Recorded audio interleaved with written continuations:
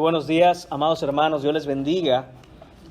Vamos a abrir nuestra Biblia. Les invito a que abran sus Biblias en Marcos capítulo 4. Si esta es la primera vez que nos escucha o la primera vez que está aquí con nosotros, estamos en el Evangelio de Marcos, estamos predicando todo el Evangelio de Marcos versículo a versículo.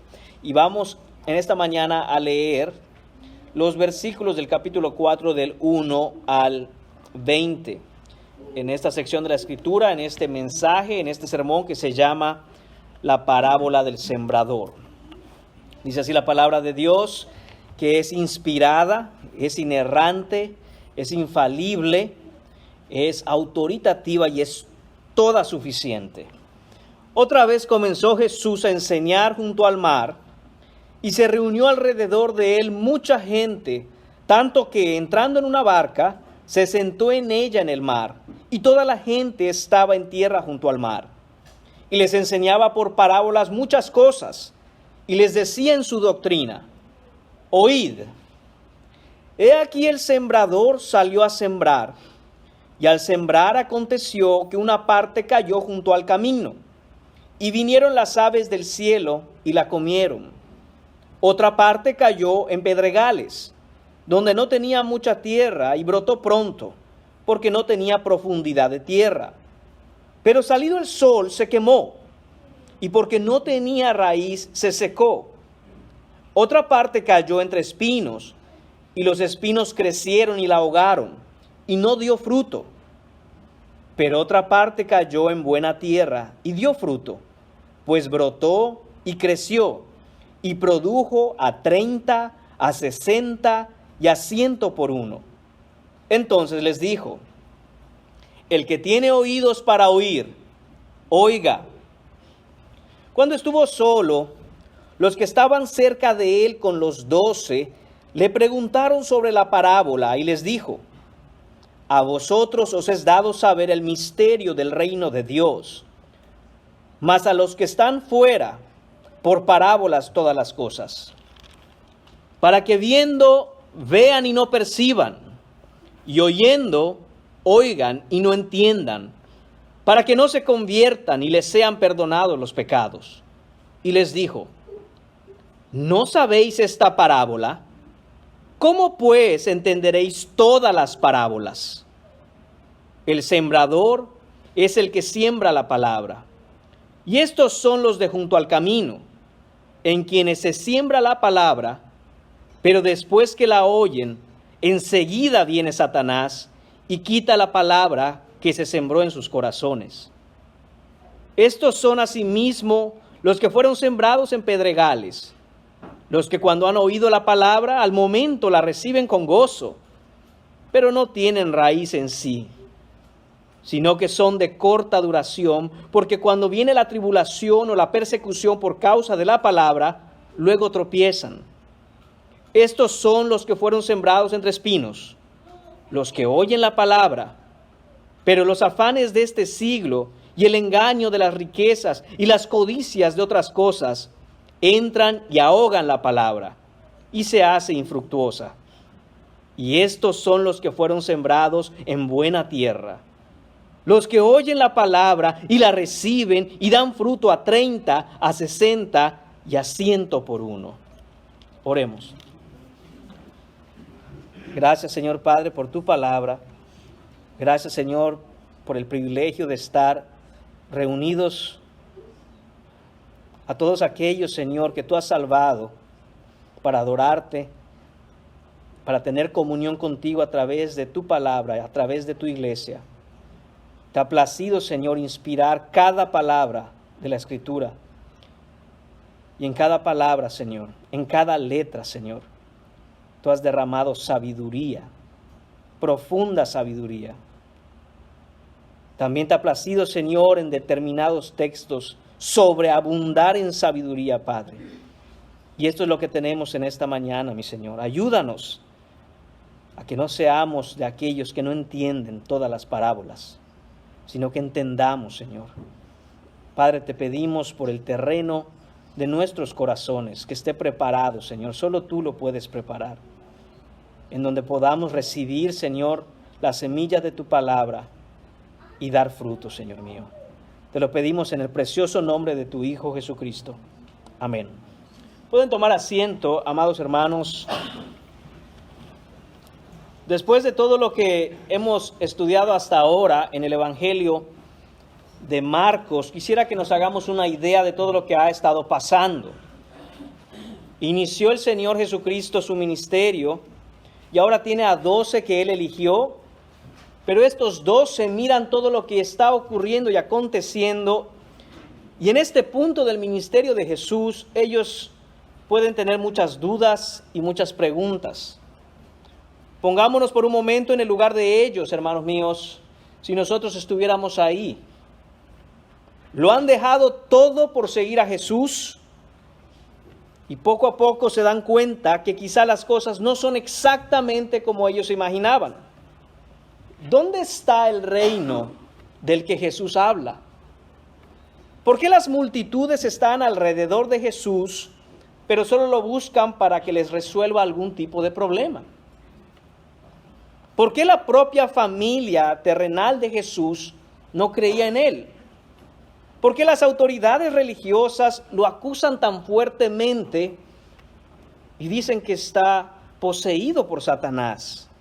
Pero sobre todo, ¿por qué parece que Jesús no está haciendo nada al respecto? No está haciendo absolutamente nada para mejorar su imagen, para mejorar su reputación. Quizá piensan ellos que un poco de relaciones públicas no le vendrían mal a Jesús. Después de todo, el punto es ganarlos para el reino. Y sin embargo, cada vez Él enseña cosas más difíciles de entender, más duras de escuchar. ¿No será que la gente se está molestando por lo que escucha Jesús? Deberíamos tomar quizá otra metodología. Quizá Jesús debería repensar lo que estás enseñando, porque la gente se está incomodando.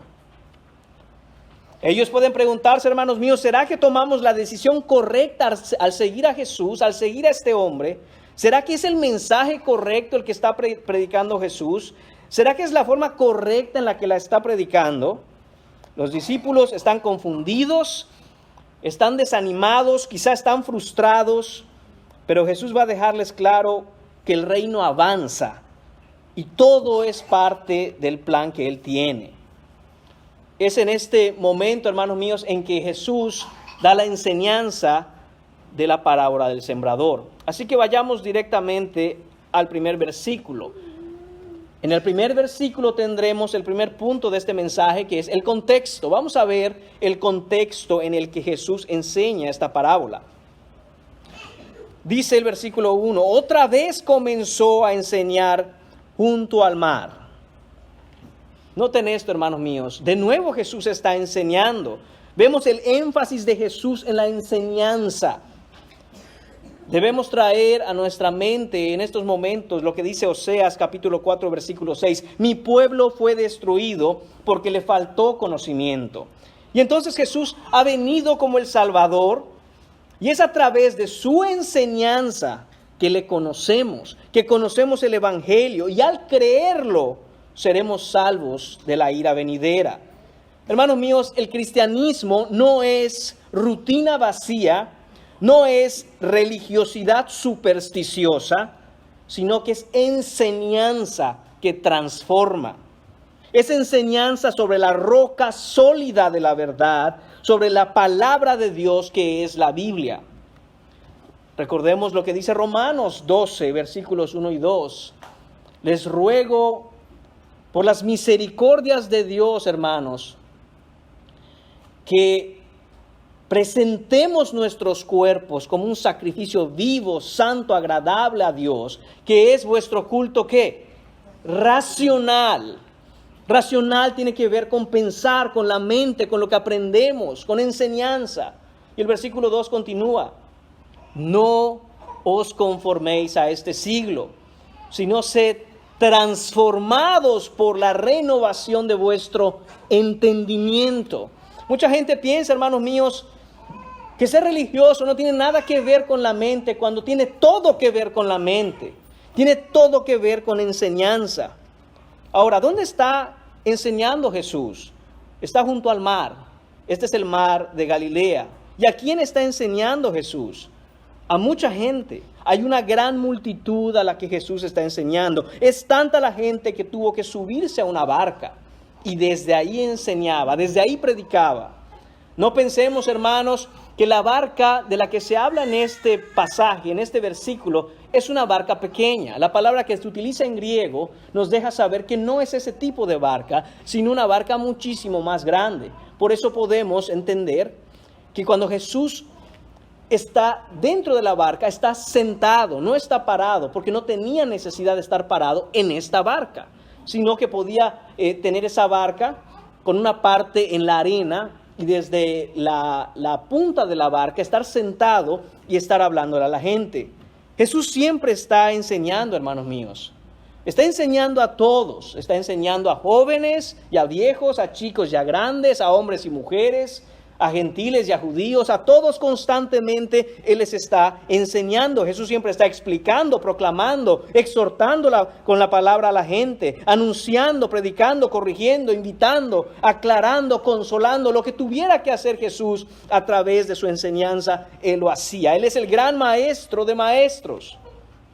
Por eso mucha gente lo identificaba como el rabí. Rabí significa maestro y Él es el rabí por excelencia. Quienes enseñan la palabra de Dios, hermanos, deben ser fieles a la palabra. Y la fidelidad a la palabra es enseñar lo que la Biblia dice. La responsabilidad de quien la oye es estudiarla. Y les dejo esta pregunta, que aunque no es el punto central del sermón, no quisiera dejarla pasar por alto. ¿Está usted estudiando la Biblia? ¿Está usted yendo a profundidad a la palabra de Dios como una forma de vivir? Porque así debe vivir el cristiano. Le animo, le exhorto, le invito a que no deje pasar más tiempo si usted no ha tomado su Biblia y ha empezado a estudiarla en serio.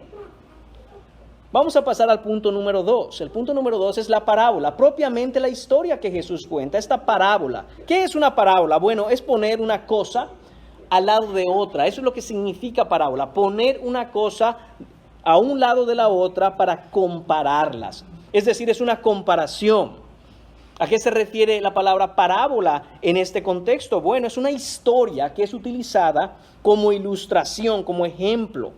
Es una historia terrenal, pero que tiene un significado celestial.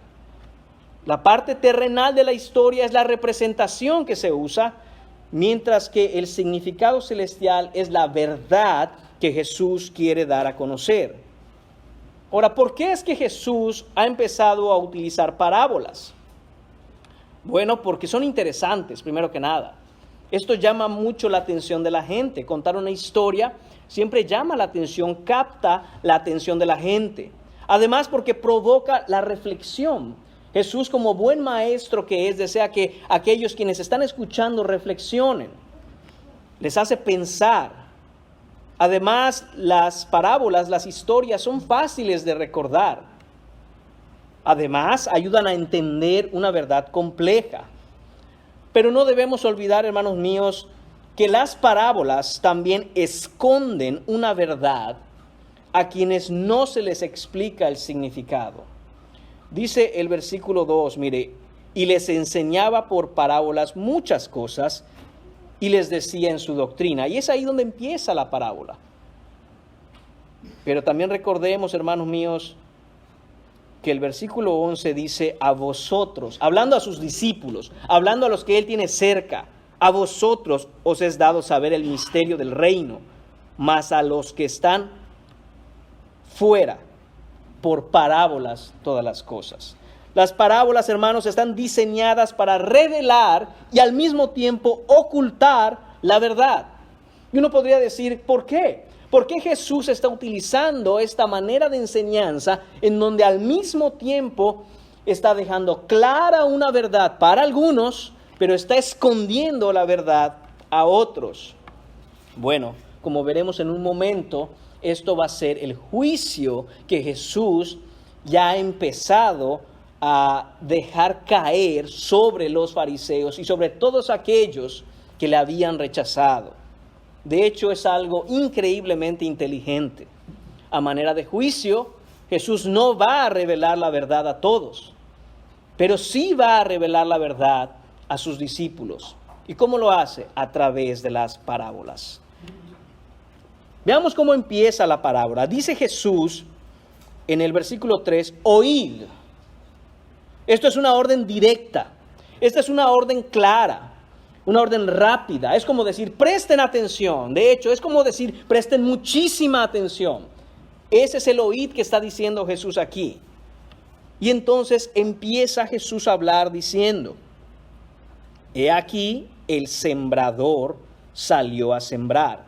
Vemos aquí a un sembrador. Es un personaje común, un personaje conocido por todos en su tiempo, porque la manera de vivir en el tiempo de Jesús, en el área de Galilea, se da para que la agricultura sea un medio principal de sustento. Entonces, la figura o el personaje del sembrador es algo muy conocido. Además, dice que este sembrador salió a sembrar. ¿Qué significa eso? Bueno, este sembrador tendría una bolsa, un morral, quizá atado a su cintura, quizá colgado de un lado en un brazo, y esto estaba lleno de semilla, muy probablemente de trigo o cebada, y entonces él empieza a sembrar.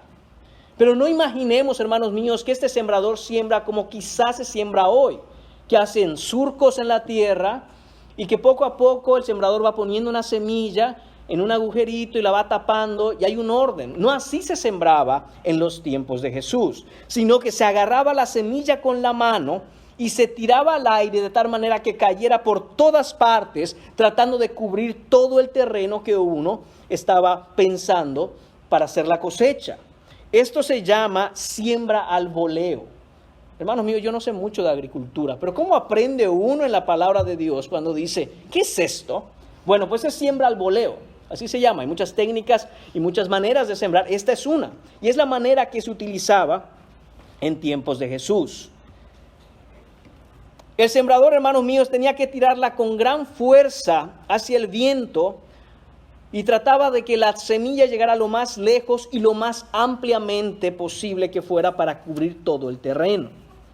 Y nos dice también en esta parábola Jesús que la semilla que tiró este sembrador cayó en diferentes tipos de terreno. El primer terreno es los de junto al camino.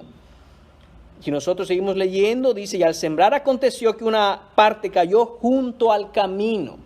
Hermanos míos, este junto al camino significa que en los tiempos bíblicos del Nuevo Testamento se hacían surcos a través de los sembradíos, y a fuerza de pasar mucho en el mismo lugar, diferentes personas y tantas personas, iba aplanando ese terreno y lo dejaba duro. Creo que la mayoría de nosotros puede tener en mente de lo que estamos hablando aquí. Es un camino, es una vereda, es un sendero en donde no crece más la hierba, no crece más absolutamente nada, porque eso utiliza la gente constantemente para cruzar, para pasar de un lado a otro.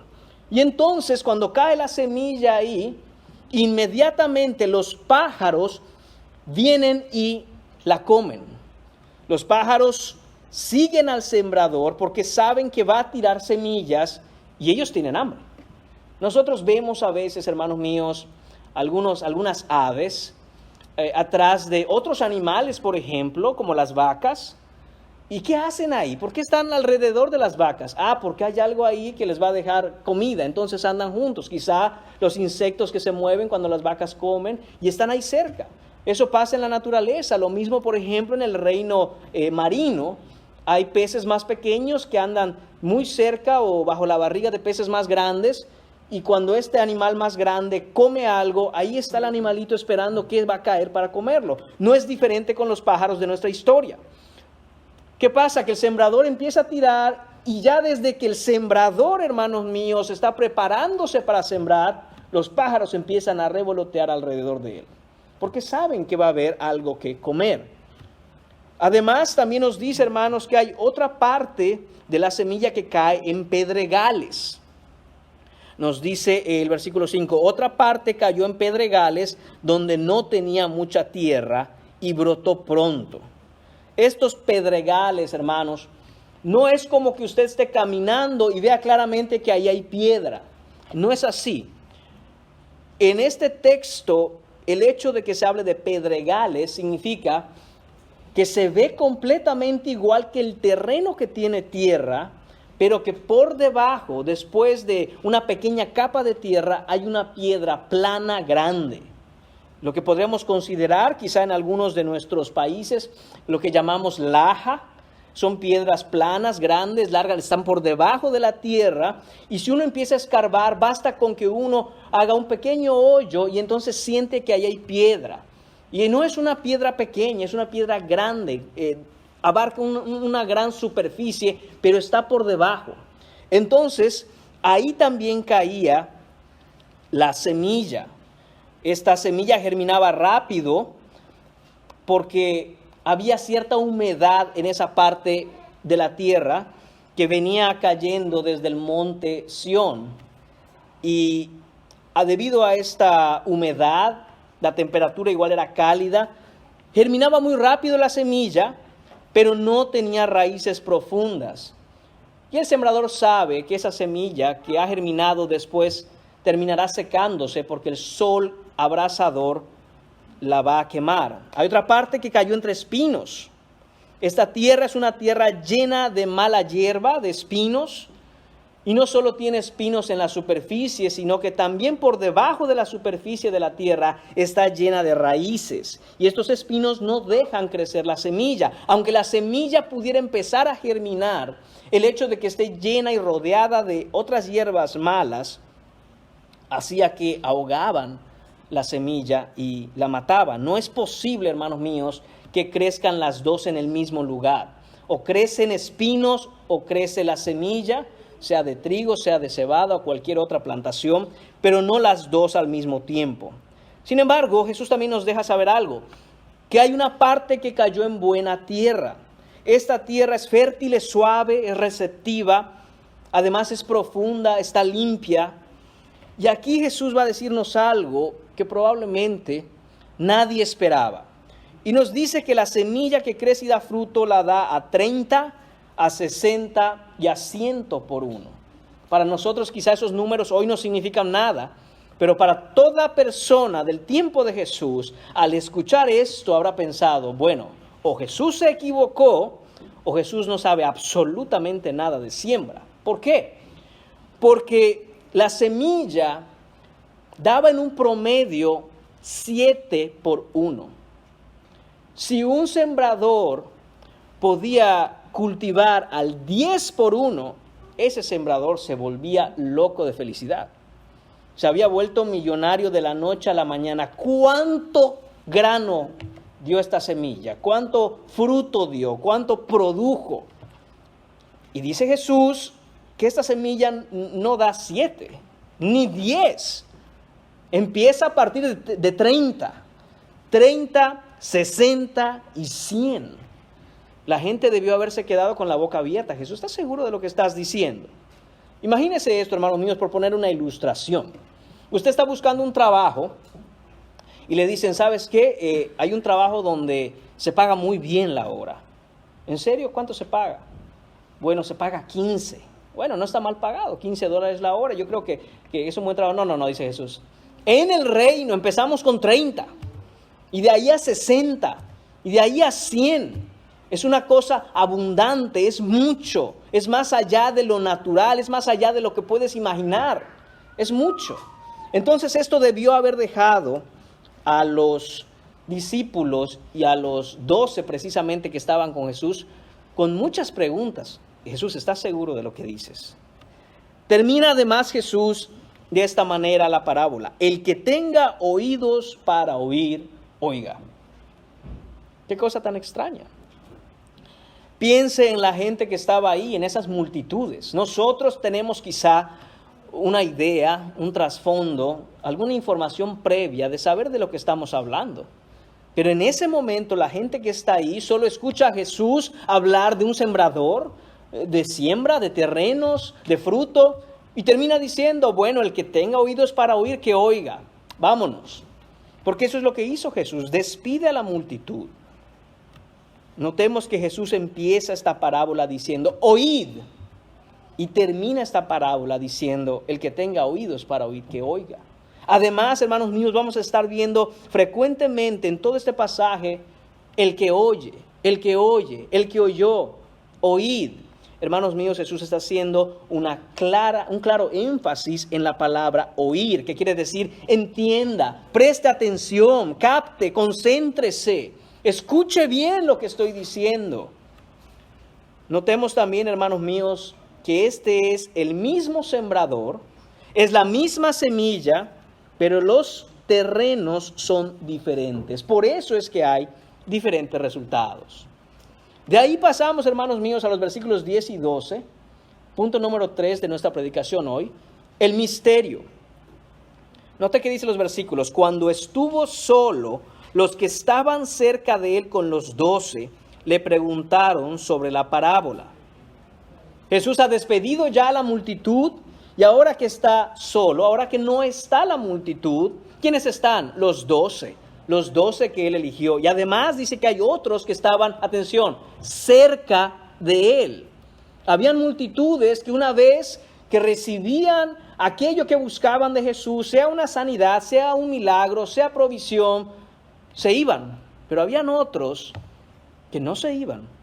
Querían más, tenían hambre de Jesús, se acercaban a él. Y después de que todos se van, se acercan y le dicen: Maestro, sigamos hablando de esto. Nos interesa. Queremos saber más.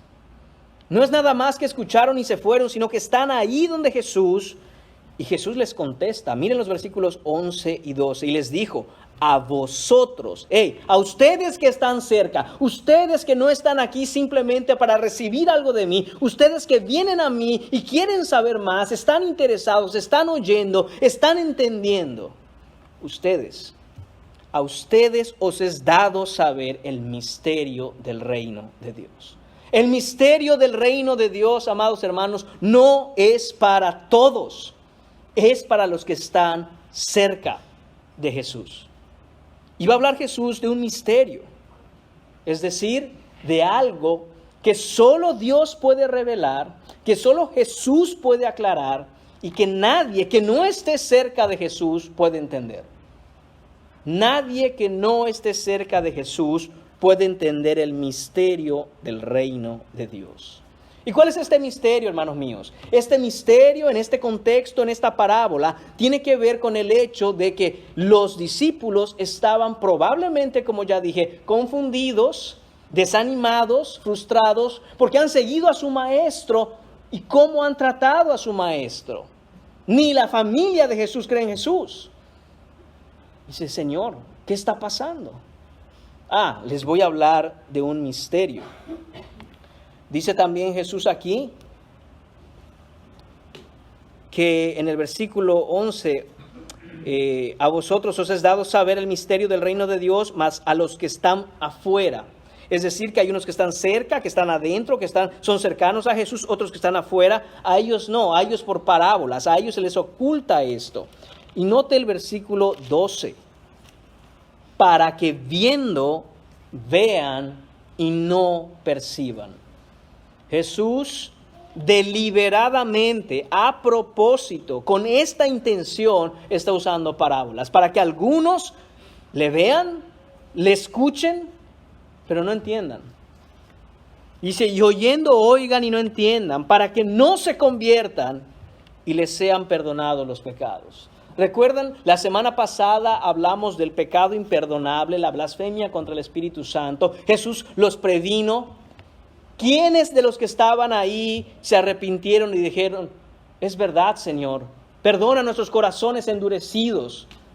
¿Quiénes de ellos lo hicieron? El texto no nos dice que ninguno lo hizo.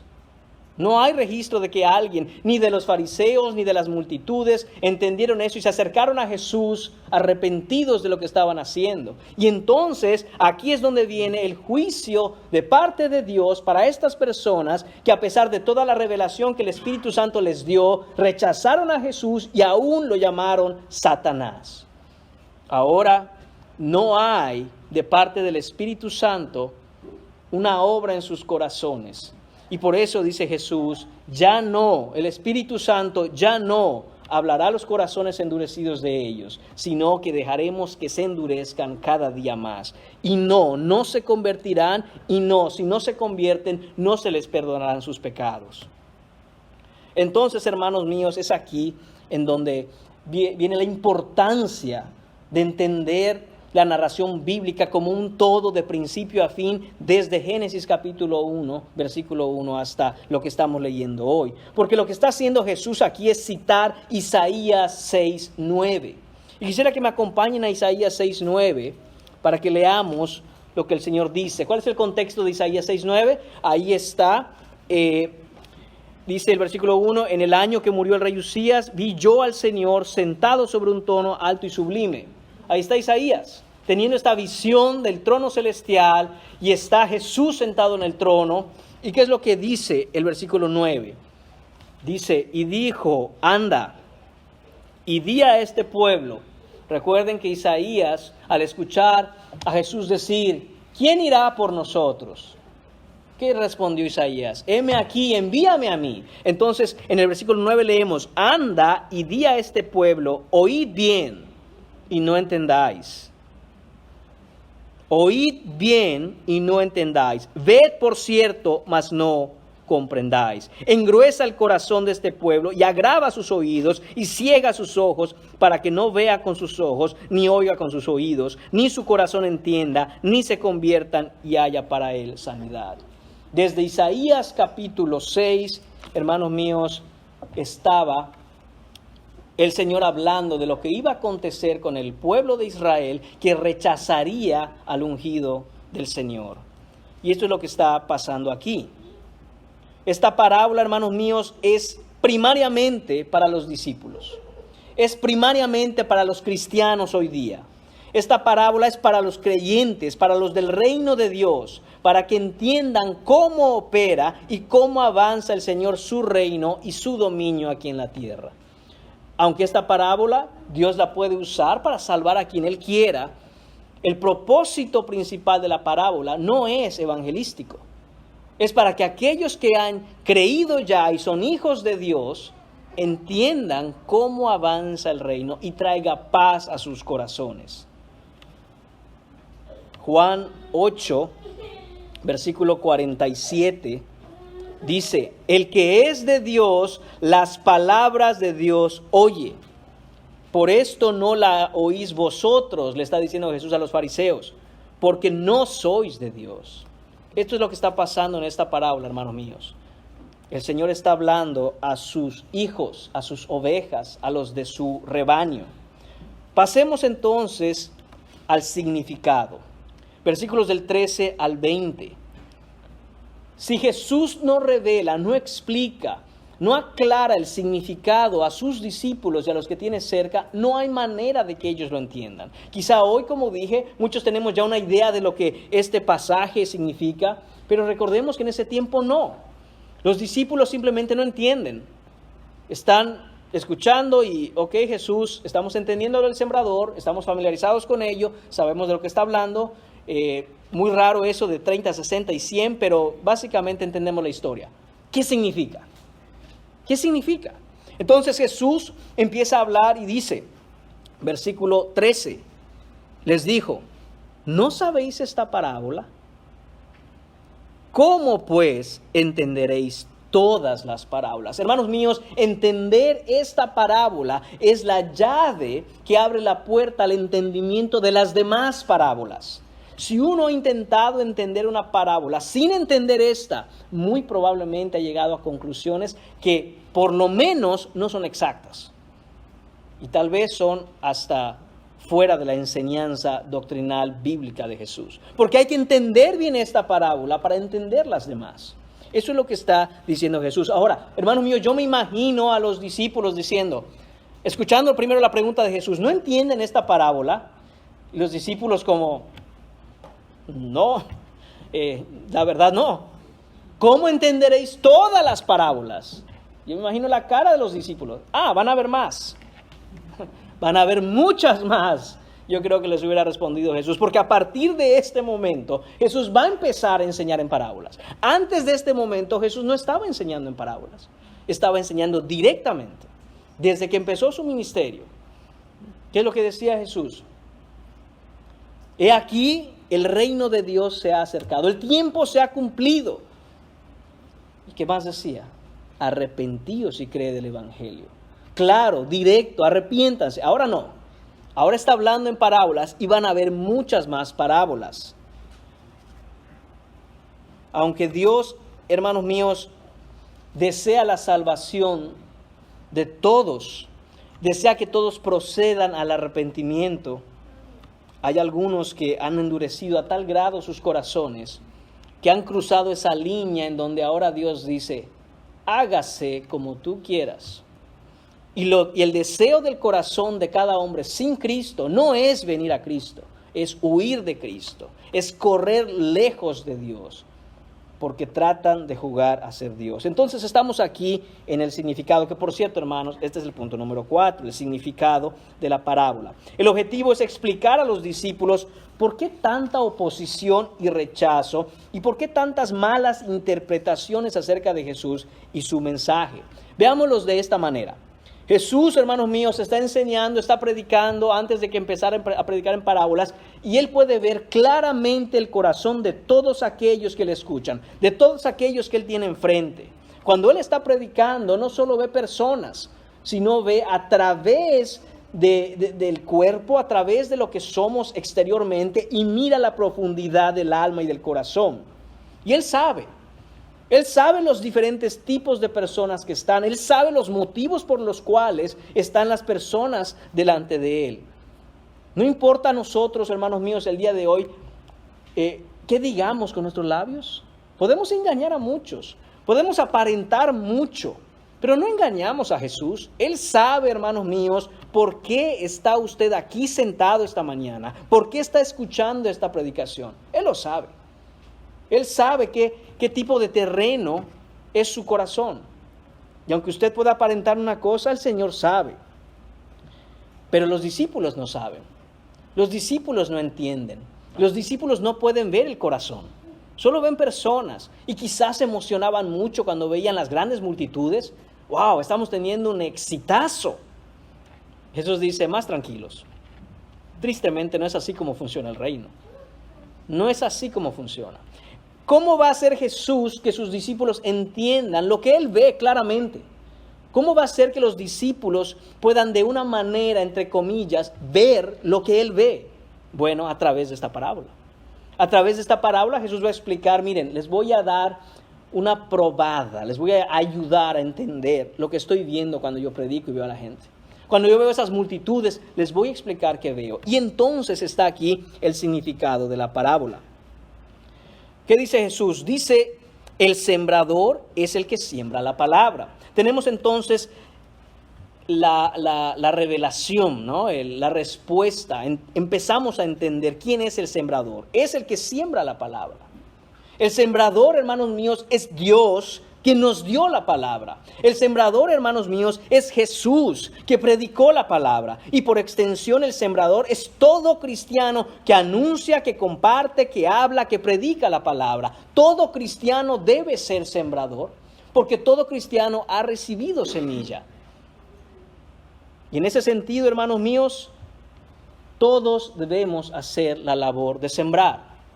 Todos debemos hacer la labor, todo cristiano debe hacer la labor de hablar la palabra, compartir la palabra, anunciar la palabra a los demás. Además, hermanos míos, note una cosa, no hay nada que describa a este sembrador. Simplemente dice el sembrador. No dice si es un sembrador joven o es un sembrador viejo. No dice si es un sembrador astuto. No dice el buen sembrador. No dice el sembrador experimentado. No hay nada acerca de su técnica, no hay nada acerca de su agilidad, no dice nada sobre si es fuerte o es débil. Simplemente dice, es un sembrador. Esto quiere decir, hermanos míos, que no tiene importancia quién sea la persona que siembra. La persona que siembra no es lo importante, pero que siembre, pero que hable la palabra. Piense usted en las personas que son cristianas. ¿Cuántas de ellas son una eminencia al hablar o tienen gran facilidad de palabra? Quizá no muchas, pero dice el Señor, eso no es importante. Lo importante es que usted haya recibido la palabra y vaya y siembre. No se preocupe. que eso no es importante, simplemente que siembre. Además, dice que el sembrador salió a sembrar, obviamente, la semilla, ¿verdad? ¿Y qué siembra el sembrador? Dice la palabra, la palabra. Solo hay una semilla y esa semilla es la palabra, el evangelio, como lo leemos en 1 Corintios 15, versículos 3 y 4, que nos dice ¿qué cosa? Que Jesús murió por nuestros pecados, de acuerdo a las Escrituras, y fue sepultado, de acuerdo a las Escrituras, y resucitó al tercer día, de acuerdo a las Escrituras. Vino a morir por todos aquellos que en Él creen. Recordemos, hermanos míos, también Romanos 1:16, que nos dice: no me avergüenzo del evangelio, porque es poder de Dios para salvación, al judío primeramente y también al griego. Ahí está el poder, hermanos, no en el sembrador. El poder no está en el sembrador, no está en la agilidad del sembrador, en la técnica del sembrador, en la metodología del sembrador, o cómo es el sembrador, sino en la semilla, en la palabra. El poder está ahí. Por eso, hermanos míos, no cambiamos la semilla, no modificamos la semilla, no ajustamos la semilla, no la torcemos, no la acomodamos, no le quitamos, no le aumentamos. Tal cual como nos fue dada, así la debemos sembrar. Todo aquel que habla la palabra debe hacerlo de acuerdo a lo que está escrito. Lo que está escrito, escrito está y no la cambiamos. No creemos las palabras de ningún hombre si no tiene libro, capítulo y versículo, sin modificaciones, sin cambios, sin torceduras, tal cual como el Espíritu Santo la inspiró. Además, hermanos míos, debemos siempre considerar a aquellos que se han atrevido a cambiar la Escritura, a falsearla, a transgredirla, a aumentarle, a quitarle. 66 libros, hermanos, ni uno más, ni uno menos. Si no está en los 66 libros de nuestra Biblia, eso no es la palabra de Dios. No lo es. Tenemos que saber esto, hermanos míos, porque desgraciadamente muchas veces queremos hacer la obra del sembrador y no nos damos cuenta que podemos caer bajo un juicio muy grande de parte del Señor por ir en su nombre sembrando algo que Él nunca dijo que sembráramos. Debemos, hermanos míos, siempre pensar lo que nos deja Gálatas 1, 6 a 10. Y si quiere acompañarme a Gálatas, en el capítulo 1, versículos del 6 al 10, Pablo lo deja muy claro.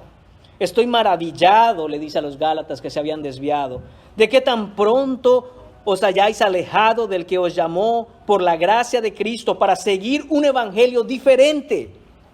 No que haya otro, sino que hay algunos que os perturban y quieren pervertir el evangelio de Cristo. Y dice Pablo, mas si aún nosotros, Pablo no tiene su confianza ni en él mismo, aún nosotros o un ángel del cielo os anunciare otro evangelio diferente del que os hemos anunciado, sea anatema. Anatema es una palabra muy dura, hermanos. Anatema significa sea maldito. Y Pablo dice en el versículo 10, pues, ¿busco ahora el favor de los hombres o el de Dios? Pablo deja muy claro esto. Así como Jesús era rechazado por lo que predicaba, dice Pablo, ok, probablemente me van a rechazar, pero ¿de quién busco yo el favor? ¿De los hombres o el de Dios? ¿O trato de agradar a los hombres? Y dice Pablo, pues si todavía agradara a los hombres, yo no sería siervo de Cristo. A ese grado lleva Pablo las cosas. Si yo cambio el evangelio, si yo cambio la palabra, si yo predico o enseño algo que no está en la Biblia, como está en la Biblia, entonces yo no soy siervo de Cristo. Yo no soy siervo de Cristo. Vamos a ver qué nos dice el Señor acerca de los terrenos. Ya vimos quién es el sembrador, cuál es la semilla. Ahora veamos los terrenos, los diferentes terrenos en donde cae esta semilla. Los diferentes tipos de tierra o los diferentes tipos de terreno, hermanos míos, son los corazones de los hombres. los corazones en el sentido y en la manera en que lo concebía el pensamiento judío. ¿Y por qué digo eso? Porque a menudo en nuestra modernidad, en nuestra sociedad y en nuestra cultura, asociamos o relacionamos el corazón con amor, con emociones, ¿no? Con ese tipo de cosas, con sentimientos, pero no el judío. El corazón, hermanos míos, tiene que ver con el ser interior, con la voluntad, con los pensamientos, con lo que pensamos, con cómo actuamos, qué nos mueve y nos motiva a hacer lo que hacemos. Ese es el corazón para el judío, y es a judíos a quien Jesús habla. Así que esto es lo que tenían que haber entendido ellos, que la voluntad humana, el ser interior, es diferente en cada caso. Y empecemos entonces con los de junto al camino. Jesús empieza a hablar que hay unos que son los de junto al camino. ¿Quiénes? Hermanos míos, estos son los que tienen un corazón duro. Así como ese camino en donde caía la semilla y los pájaros vienen y se comen la semilla y está duro, dice Jesús, así muchos tienen su corazón, están ahí, están entre las multitudes escuchando lo que enseño, pero el corazón lo tienen endurecido completamente. Pueden oír, pero no reciben, no aceptan, no les gusta, rechazan la palabra. La palabra cae en sus corazones, pero no penetra, no entra. ¿Y saben qué pasa? Que inmediatamente Satanás la arrebata. La arrebata. Violentamente viene Satanás, porque eso es lo que implica un arrebatamiento. Es algo súbito, es algo repentino, es algo que no te va a pedir permiso, es algo con violencia, viene y la arrebata. Es lo que hace Satanás a aquellas personas con corazón endurecido cuando se les predica la palabra. Está ahí como aquellos pájaros revoloteando, porque saben quién tiene un corazón endurecido. Pero también conocen el poder de la palabra de Dios y ese poder actúa en un corazón endurecido. Y Satanás odia que la gente se salve. Entonces viene y arrebata la palabra. Ahí está gente como Faraón, que dijo, ¿y quién es Dios para que yo oiga su voz y deje ir a Israel? Ahí está personas como Pilato que le dicen a Jesús, ¿y qué es la verdad? Ahí hay personas como Agripa que le dicen a Pablo, Pablo, por poco me persuades a ser cristiano. Ahí están los fariseos que acusan a Jesús por la enseñanza que trae. Porque ellos están amando sus tradiciones. Y aunque escuchan a Jesús y escuchan las palabras de Jesús, se levantan con una sonrisa sarcástica y dicen, eso es mentira, Jesús no sabe lo que habla. Llaman a Dios mentiroso y llaman a su palabra mentira, haciendo así, hermanos míos, a Dios el Padre de mentira. Y lo que en realidad hacen es estar llamando a Dios el príncipe de los demonios. Esa es la gente con corazón endurecido. Este corazón es aquel corazón que llega domingo tras domingo y se les da semilla, se les da palabra, se les da el evangelio, pero permiten que Satanás se las arrebate porque ellos no la quieren aceptar. Cuando la palabra de Dios, hermanos míos, es predicada, note esto, se desata una guerra en ese mismo momento. Cuando la palabra de Dios y el evangelio es predicado con propiedad, con exactitud, con fidelidad, se desata una guerra en ese lugar donde se está predicando. Ahora mismo, hermanos míos, quiero que lo sepan, hay pájaros volando sobre los corazones de muchos de ustedes y deben saberlo para tener cuidado. Pájaros listos para arrebatar la semilla. Satanás está ahí listo para quitarles la palabra porque él aborrece la palabra. Cuidado, hermanos, cuidado jóvenes que vienen a sentarse porque sus papás los traen, pero no tienen ningún interés de aprender, no tienen ningún interés de escuchar la palabra. Cuidado esposos que vienen a sentarse porque la esposa los trae, pero en realidad Jesús ve sus corazones y dice, tú no tienes ganas de estar aquí. Si tú pudieras estar en otro lugar, estarías en otro lugar. Pero ni modos, te trajeron. Cuidado, esposas, que dicen, pues bueno, es que mi esposo ahora es cristiano y hay que ir. es mi esposo. Cuidado, hermanos. No dejen que el endurecimiento de sus corazones detenga revoloteando alrededor a Satanás, quitándoles la palabra. No lo permitan. Ruéguenle a Jesús que prepare ese terreno duro y lo haga un terreno fértil. Apenas termina el mensaje, muchos lo olvidan, se pierden del objetivo con el cual se les predicó. Nada los mueve a cambiar y dejarlo todo por Cristo. No los mueven los terrores de la condenación eterna, pues ni creen en eso. Tampoco los mueve la esperanza de vida eterna. Nada. Están endurecidos. Escuchan la palabra, pero no producen nada en ellos, porque no pueden recibir la palabra. Además están, hermanos, los que fueron sembrados en pedregales. Estos, hermanos míos, son los corazones superficiales. Hemos visto los corazones duros, pero también hay quienes tienen un corazón superficial.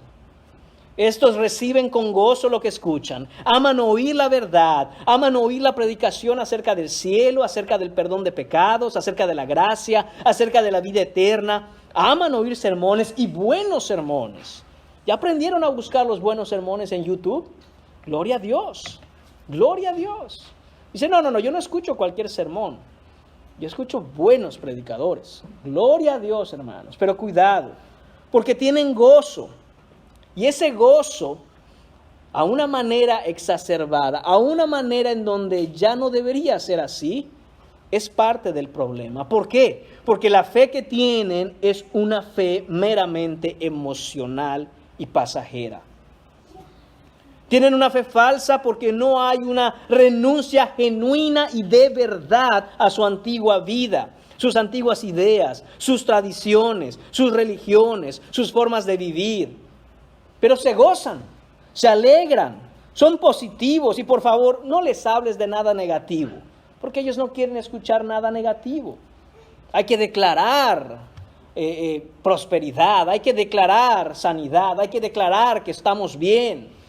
¿Cómo está, hermano? En gloria, en victoria. No, ¿cómo estás en realidad? Les han mal enseñado quizá que el cristiano sufre, que el cristiano hay días que la pasa mal, que al cristiano muchas veces la fe le tambalea, y si no fuera porque Dios es fuerte para sostenerla, ya se hubieran ido de la iglesia.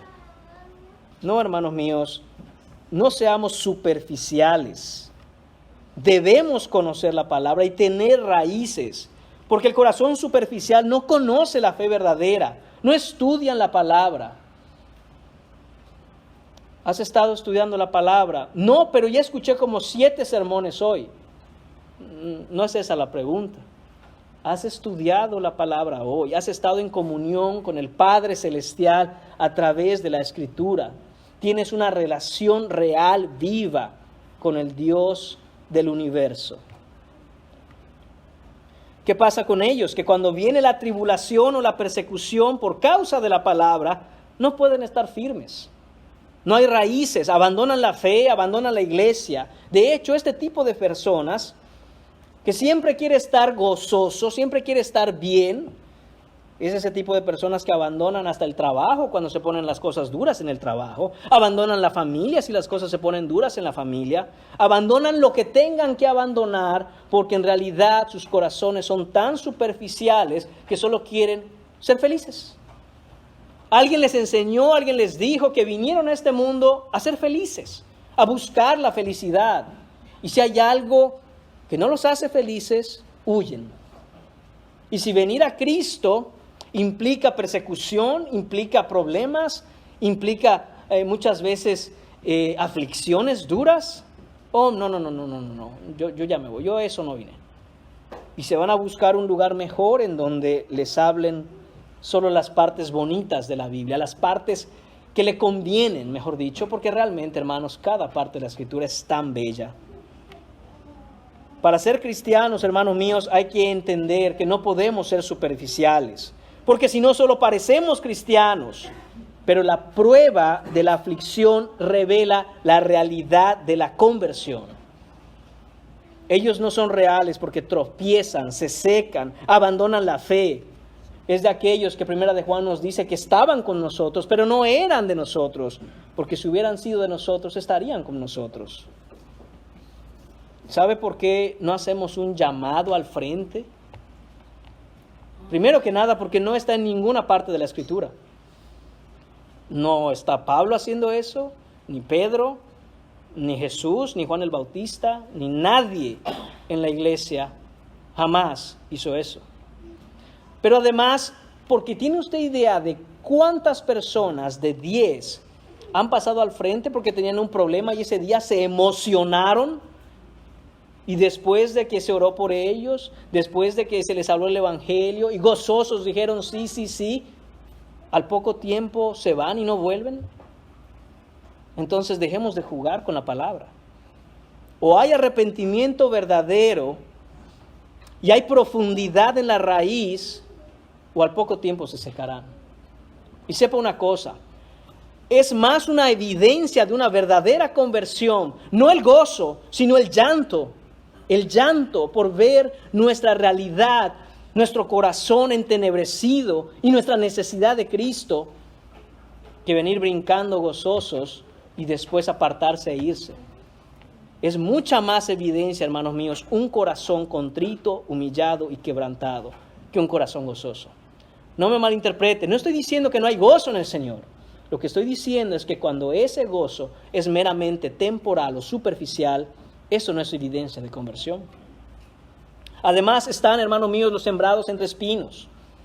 Los sembrados entre espinos, estos son los corazones distraídos.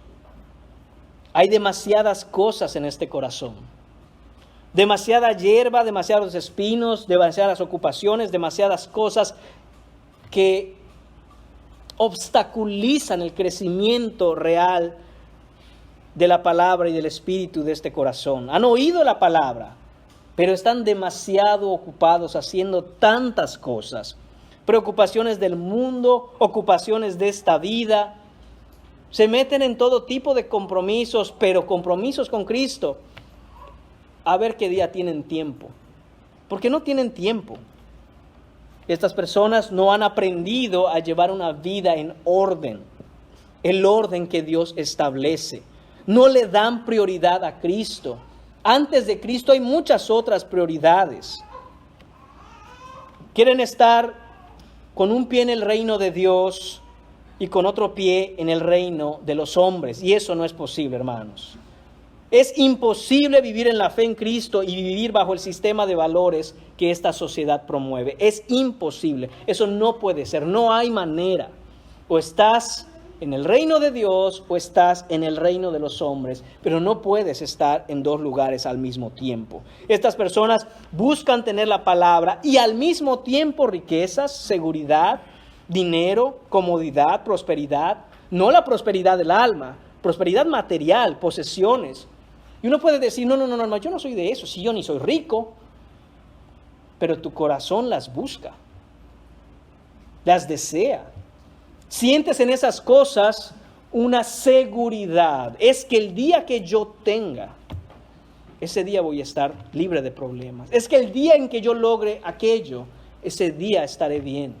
Es que cuando yo tenga, se preocupan por el tener. Y cuando no pueden tener, dejan a Cristo por buscar tener aquello que quieren. Estas personas, hermanos míos, son tan distraídas que cuando les hablan de Cristo, escuchan, pero después olvidan. Ellos miran como más importante la seguridad que este mundo ofrece para sus cuerpos que la certeza de salvación del alma que solo Cristo puede dar. Buscan desarrollo profesional, desarrollo financiero, desarrollo social, desarrollo de todo tipo. Desean estar bien, dicen ellos. Pero no hay tiempo para el desarrollo espiritual, no hay tiempo para leer la Biblia, no hay tiempo para venir a la oración, no hay tiempo para nada de eso. Es que hay mucho trabajo.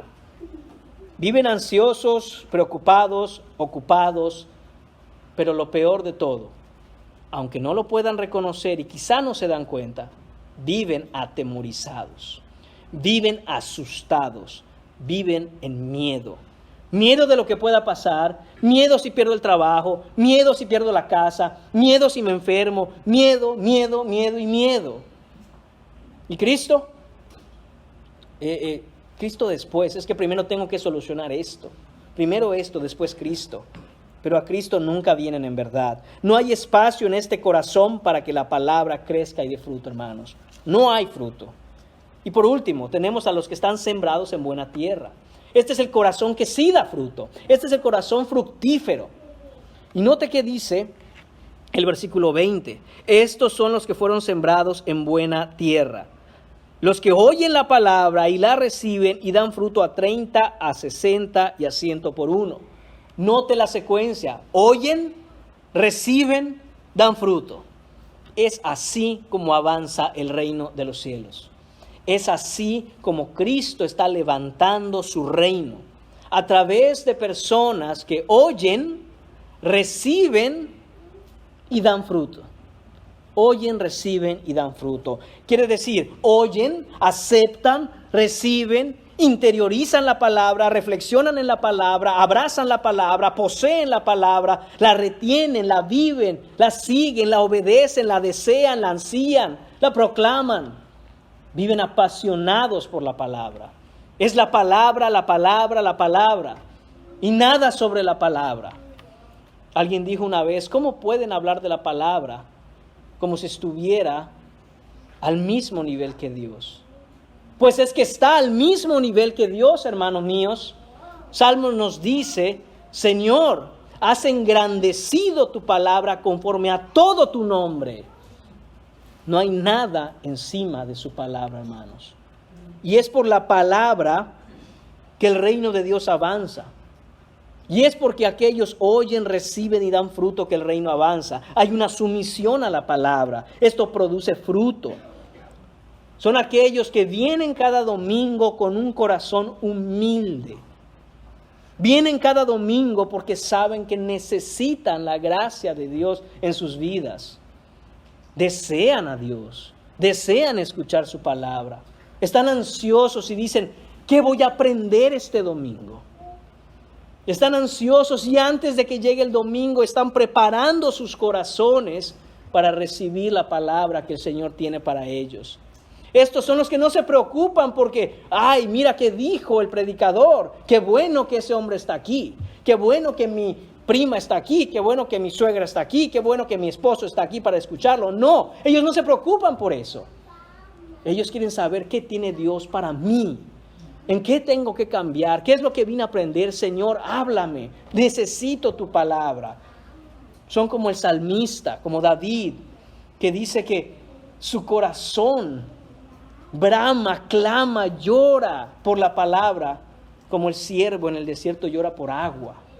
Así es esta gente, así son estas personas, estos son los cristianos. Ansían oír la palabra porque sus corazones están preparados, listos, quieren palabra para ellos. Hay un crecimiento, hay un desarrollo. ¿Qué es eso? Hay un cambio en sus vidas. Hermanos míos, ninguna iglesia, ninguna congregación, ningún ministerio se mide por cuánta gente llega el domingo. Sino se mide por cuánta gente ha cambiado por haber estado llegando el domingo. ¿Cuánta gente ha cambiado? ¿Quiénes han cambiado? Ahí es donde vemos si se está predicando el evangelio. Y si nadie está cambiando, entonces hay un problema. Porque es verdad que de los 4 terrenos solo uno produce, pero hay fruto en una iglesia en donde se predica la verdad.